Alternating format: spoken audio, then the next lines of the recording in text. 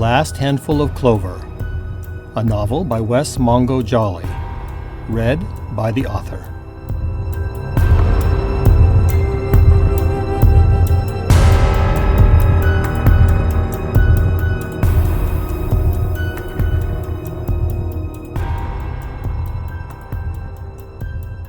Chapter 52.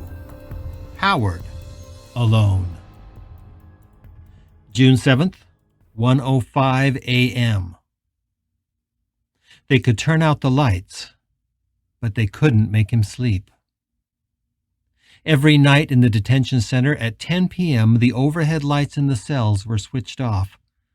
This left only the dim glow of the lights in the corridor outside, which filtered through the bars of the cell, projecting an eerie film noir latticework under the figure in the bunk. Howard had lain awake in the dark for a good 3 hours. Of course, he had no watch to know exactly what time it was, but he could mark the hours in a general way by counting the times the guard passed the doors of his sleeping cell block. Officer Delgado made his rounds once every 30 minutes, so each time he walked by, Howard folded the edge of his blanket over one more time. The insomnia and the folding were his only companions. That and the fear that Justin would return. After Detective Grayson had left, and after the lights went out in his cell, panic hit Howard so hard that he could barely breathe. For the next 2 hours he fought to control the terror, the sweat running down his face as each sound that ticked or hummed in the cell convinced him that Justin was back and ready to assault him anew. But Justin did not return. And finally, as the night wore on, the weariness in his mind and in his body won out over the anxiety that fought to keep him awake.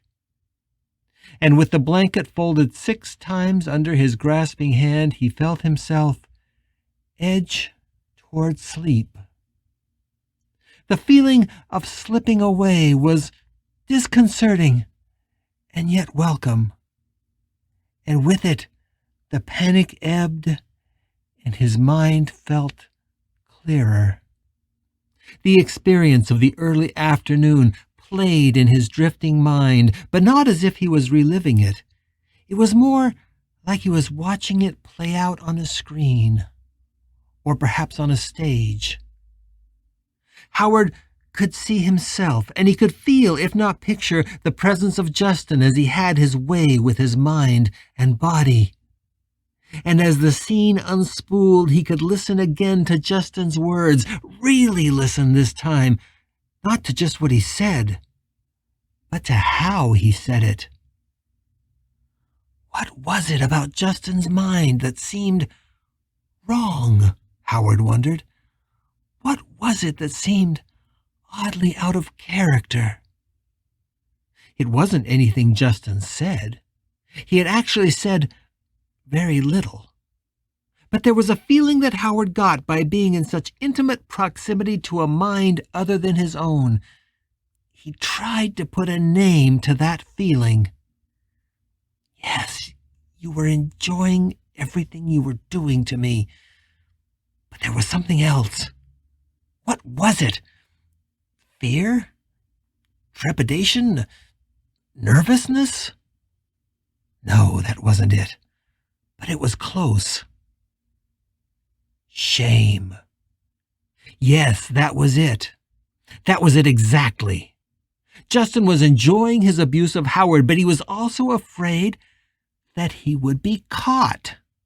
He was desperate to keep what he was doing a secret. But secret from whom?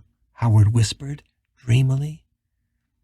I think, Howard began, but then paused so his muddled thoughts could clear. I think what you were doing was forbidden. Somehow.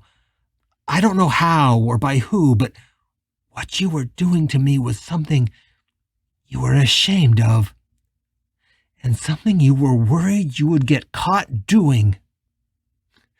Howard remembered that feeling well.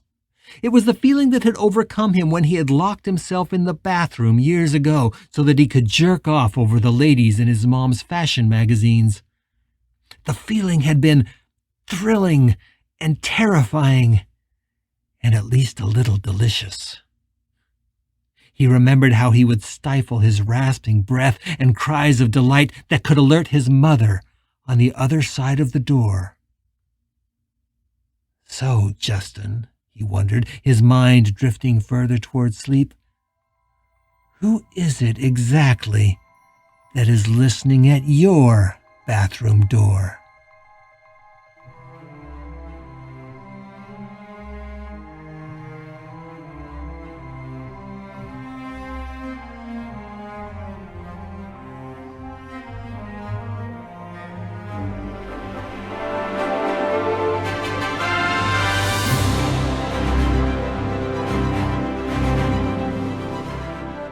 You're listening to The Last Handful of Clover, a novel by Wess Mongo Jolley.